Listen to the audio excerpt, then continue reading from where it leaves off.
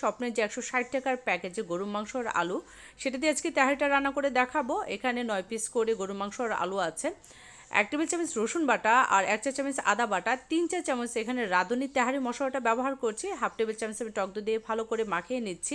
যে পরিমাণে রান্না করছি সেই পরিমাণে রান্না করলে রাঁধুনি তেহারি মশলা দিয়ে 3বার রান্না করতে পারবেন। হাঁড়িতে পরিমাণ মতো তেল দিয়ে দিয়েছি, হলুদ দিয়ে আলুটাকে একটু ভেজে নিয়েছি, পেঁয়াজ কুচি দিয়ে দিচ্ছি, 2 টুকরা দারচিনি, 4টা এলাচ, 4টা লং দিয়ে একটু সফট হয়ে আসলে মাখানো মাংসটা দিয়ে ভালো করে কষিয়ে নিয়ে পরিমাণ মতো পানি অ্যাড করে দেবো। চালের জন্য একেবারে পানি দিয়ে দিয়েছি, মাংসটা ছোট তাই সেদ্ধ হতে সময় লাগবে না। লবণ দিয়ে ঢাকনা দিয়ে ঢেকে মাংসটা সেদ্ধ হয়ে আসলে 1.5 পট চাল আমি 20 মিনিট ভিজিয়ে রেখে তারপর অ্যাড করে দিচ্ছি। 1.5 পট চালের জন্য আমি এখানে 3 পট পানি দিয়েছি, আলু, কাঁচামরিচ, একটু চিনি দিয়ে ঢাকনা দিয়ে ঢেকে তারপর আমি তেহারিটা রান্না করে নিচ্ছি। ব্যাচেলার ভাইদের জন্য এই অফারটা ছিল দারুণ, আর এটা 4 জন খেতে পারবেন। আপনারা চাইলে 300 টাকা কম্বোটাও নিতে পারেন।